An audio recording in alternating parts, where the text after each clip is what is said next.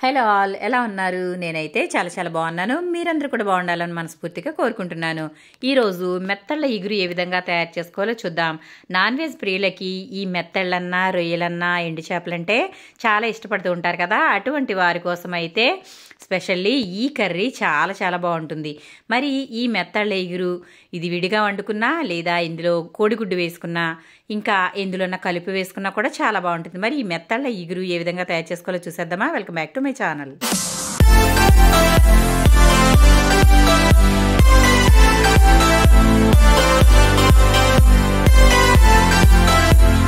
నేనైతే ఇక్కడ ముందుగా మెత్తళ్ళు అయితే తీసుకుంటున్నాను. వీటిని మెత్తళ్ళు అంటారు, అలాగే నెత్తళ్ళు అని కూడా అంటారు.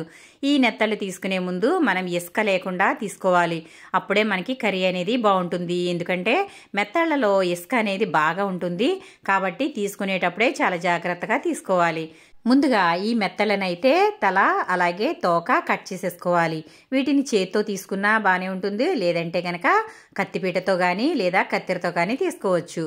ఇలా తల తోక తీసేసిన తర్వాత అన్నీ కూడా మొత్తం అన్ని తీసేసి ఈ విధంగా అయితే వేరు చేసేసుకోవాలి. నేను ఇక్కడ మొత్తం కూడా ఇలా తల తీసేసి తోక కూడా కట్ చేసేసి అయితే రెడీ చేసుకున్నాను. ఇలా తలకాయలు తీసేసి పెట్టుకున్న తర్వాత ఒక గిన్నె అయితే తీసుకున్నాను. ఈ గిన్నెలో ముందుగా వేడి నీళ్ళు అయితే వేసుకోవాలి. ఇలా వేడి నీళ్ళలో ఎండు చేపలు కానీ, ఎండు రొయ్యలు కానీ, అలాగే మెత్తళ్ళు కానీ మనం వేసుకోవడం వల్ల ఇందులో ఉండే ఇసుక అలాగే నీచు వాసన అనేది అంతా కూడా పోయి చక్కగా ఫ్రెష్గా తయారవుతాయి. ఇవి వేడివేడిగా నీళ్లు ఉండాలి. అటువంటి అప్పుడే మనం ఈ మెత్తళ్ళని ఇందులో వేసేసుకోవాలి. ఇలా వేసుకోవడం వల్ల ఇసుక అనేది ఏమైనా ఉంటే అందులోకి దిగిపోతుంది. ఆ తర్వాత శుభ్రంగా 2-3 సార్లు అయితే బాగా చేత్తో అయితే కలిపేసుకుని కడుక్కోవాలి. అలా కడిగి అయితే ఒక గిన్నెలోకి తీసి పెట్టేసుకున్నాను. ఆ తర్వాత స్టవ్ అయితే వెలిగించి కూరకి సరిపడా ఆయిల్ అయితే వేసుకోవాలి. ఆయిల్ వేసుకున్న తర్వాత ఇందులో మనం కడిగి పెట్టుకున్న మెత్తళ్ళు అయితే వేసేసుకుందాము. మెత్తళ్ళని బాగా ఎర్రగా వేయించి పెట్టుకోవడం వల్ల కర్రీ అనేది చాలా టేస్టీగా ఉంటుంది. కాబట్టి నూనె బాగా కాగిన తర్వాత మెత్తళ్ళని నూనెలో వేసి వేయించుకోవాలి. మెత్తళ్ళు ఎక్కువ హై ఫ్లేమ్లో పెట్టుకోకుండా మంట లో ఫ్లేమ్లో పెట్టుకుని చక్కగా ఎర్రగా వేగేలాగా వేయించుకుని ఒక గిన్నెలోకి అయితే తీసేసుకోవాలి. మొత్తం కూడా ఆయిల్ రాకుండా మెత్తళ్ళు అయితే ఇలా తీసేసి ఒక గిన్నెలోకి అయితే వేసేసుకోవాలి. ఆ తర్వాత ఉల్లిపాయల్ని సన్నగా కట్ చేసుకుని పెట్టుకోవాలి. నేను ఒక 4-5 ఉల్లిపాయల వరకు ఈ విధంగా కట్ చేసుకున్నాను. మనం మెత్తళ్ళు ఇగురు వండుకుంటున్నాం కాబట్టి ఉల్లిపాయలు కొంచెం ఎక్కువే పడతాయి. కాబట్టి నేనైతే ఒక 4 పెద్ద సైజు ఉల్లిపాయల్ని కట్ చేసుకున్నాను.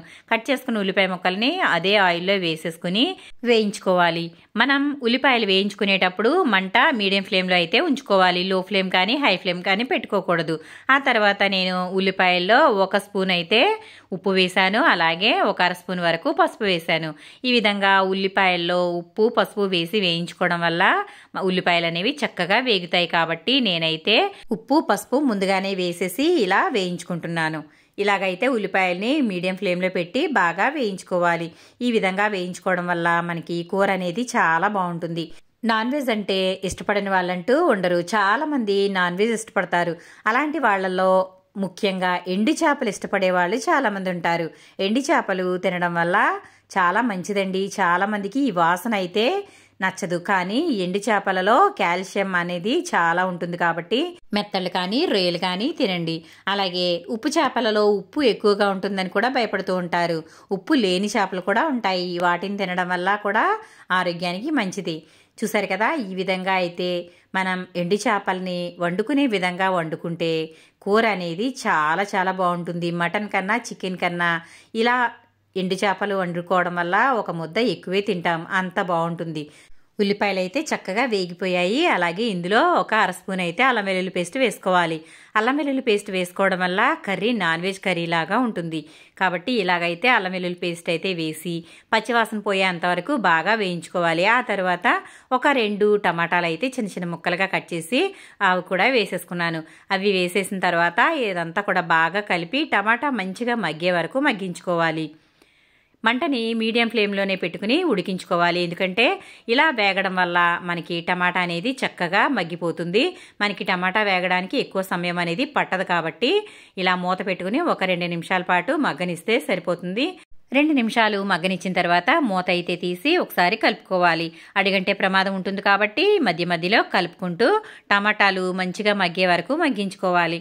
ఇలా ముక్క అయితే చక్కగా మెత్తగా మగ్గే వరకు ఈ విధంగా ఉడికించుకున్న తర్వాత ఇందులోనే 1.5 స్పూన్ అయితే కారం వేసుకోవాలి. ఇక్కడ నేను వాడే కారం పచ్చికారం కాబట్టి నేను ఇక్కడ చూసుకుని వేసుకుంటున్నాను. మీరు కూడా ఒకవేళ కారం ఎక్కువ అనుకుంటే తగ్గించుకోండి. అలాగే నేను 2 స్పూన్ల కారం వేశాను కదా, అలాగే ఒక చిన్న స్పూన్ ధనియాల పొడి, అలాగే ఒక పావు స్పూన్ వరకు జీలకర్ర పొడి వేసుకున్నాను. ఇవన్నీ కూడా బాగా కలిపేసుకుని ఒక 2 నిమిషాల పాటు చిన్న మంట మీద మగ్గనివ్వాలి. ఈ విధంగా కారం వేసుకున్న తర్వాత ఇలా మగ్గనివ్వడం వల్ల కారం అనేది పచ్చివాసన రాకుండా చక్కగా మగ్గుతుంది. ఆ తర్వాత మనం వాటర్ అయితే వేసుకోవాలి. ఉప్పు పసుపు నేను ముందుగానే వేశాను కాబట్టి ఇప్పుడైతే వేసుకోవాల్సిన అవసరం లేదు. చివర్లో ఒకసారి ఉప్పు సరిపోయిందా లేదా అనేది చెక్ చేసుకుంటే సరిపోతుంది. ఇలా కలిపేసుకున్న తర్వాత 2 నిమిషాల పాటు ఈ విధంగా మగ్గిన తర్వాత ఆయిల్ అయితే ఇలా బయటకైతే రిలీజ్ అవుతుంది. ఈ సమయంలో మనం మూత అయితే పెట్టి ఒక 2 నిమిషాల పాటు ఆయిల్ పూర్తిగా బయటకు వచ్చే వరకు మగ్గనివ్వాలి. మగ్గిన తర్వాత మూత అయితే తీసి మళ్ళీ ఒకసారి బాగా కలిపేసుకోవాలి. టమాటా అయితే చక్కగా ఉడికిపోయి కూర అంతా కూడా గుజ్జుగా తయారైంది. ఈ విధంగా బాగా కలిపేసుకున్న తర్వాత ఇప్పుడు ఇందులో వాటర్ అయితే వేసుకోవాలి. వాటర్ ఎక్కువగా వేసుకోకూడదు. మనకి ఎంత అయితే సరిపోతుందో అంత వాటర్ అయితే, అంటే కూర కన్సిస్టెన్సీ ఏ విధంగా ఉండాలి అనేది చూసుకుని వేసుకుంటే సరిపోతుంది. మీకు ఒకవేళ పులుసు కావాలనుకుంటే వాటర్ ఎక్కువగా వేసుకోవచ్చు, లేదా ఇగురు కావాలంటే వాటర్ తక్కువగా వేసుకోవచ్చు. నేను ఇక్కడ చేసేది మెత్తళ్ళ ఇగురు చేస్తున్నాను కాబట్టి వాటర్ అయితే కొంచెం తక్కువగానే వేసుకున్నాను.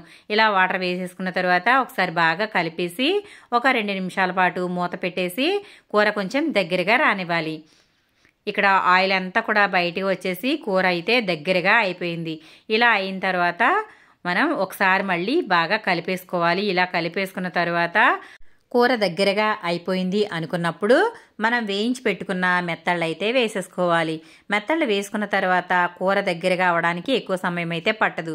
మెత్తళ్ళలోకి కొంచెం ఉప్పు కారం అలాగే పులుసు వెళ్తే టేస్టీగా ఉంటాయి కాబట్టి మెత్తళ్ళు వేసేసిన తర్వాత మీడియం ఫ్లేమ్లో పెట్టుకుని ఒక 2 నిమిషాల పాటు ఉడికించినట్లయితే మనకి కూర అయితే రెడీ అయిపోయినట్లే. చాలా టేస్టీగా ఉండే మెత్తళ్ళ ఇగురైతే రెడీ అయిపోయింది. నోరు బాగా లేనప్పుడు, నాన్ వెజ్ తినాలనుకున్నప్పుడు, అలాగే ఏం కూర చేసుకోవాలో తెలియనప్పుడు ఈ మెత్తళ్ళ కూర ఒక్కసారి ట్రై చేయండి. చాలా టేస్టీగా ఉంటుంది. ఎప్పుడు తినేదానికన్నా 2 ముద్దలు ఎక్కువే తినొచ్చు, అంత బాగుంటుంది. నాన్ వెజ్ ఇష్టపడని వాళ్ళు ఇలా ఒక్కసారి వండుకుని తిన్నట్లయితే మళ్ళీ నాన్ వెజ్ ఫేవరెట్ అయిపోతారు, అంత బాగుంటుంది. ఈ విధంగా ఒక 2 నిమిషాల పాటు మగ్గనిచ్చినట్లయితే మన కూర అయితే రెడీ అయిపోయింది. సింపుల్గా టేస్టీగా మెత్తళ్ళ ఇగురైతే ఇలా రెడీ అయిపోయింది. మరి మీరు కూడా ఒకసారి తప్పకుండా ట్రై చేసి మీకు ఏ విధంగా వచ్చిందో నాకు కమెంట్ సెక్షన్లో కమెంట్ పెట్టండి. వేడివేడి అన్నంలో ఈ కూర కాస్త వేసుకుని తింటే అద్దరిపోతుందండి. కొంచెం కూరతో కొంచెం అన్నం కలుస్తుంది, అంత బాగుంటుంది కూర అయితే. మరి రెడీ అయిపోయింది. స్టవ్ అయితే ఆఫ్ చేసేసుకుని ఇంకెందుకు వేడివేడిగా ఎంజాయ్ చేసేయడమే. చూసారు కదా, మెత్తళ్ళ ఇగురైతే రెడీ అయిపోయింది. చాలా బాగుంటుంది. మీరు కూడా తప్పకుండా ట్రై చేయండి. దీనిని మెత్తళ్ళు అంటారా లేదా మెత్తళ్ళు అంటారో, మీ సైడ్ ఏమని పిలుస్తారో నాకు కమెంట్ సెక్షన్లో కమెంట్ పెట్టండి. నేను కర్రీ వండిన తీరు మీరు ఇలాగే చేసుకుంటారా, లేదంటే మీరు ఇంకా డిఫరెంట్గా చేసుకుంటారో కూడా నాకు కమెంట్ సెక్షన్లో కమెంట్ పెట్టండి. మన కర్రీ అయితే రెడీ అయిపోయింది. స్టవ్ అయితే ఆఫ్ చేసేసాను. వేడి రైస్తో ఈ కర్రీని ఒక్కసారి తిని చూడండి, ఆహా అనకుండా ఉండరు, అంత బాగుంటుంది. మరి కర్రీ నచ్చిందా? నచ్చితే కనుక లైక్ చేయండి, షేర్ చేయండి, సబ్స్క్రైబ్ చేయండి.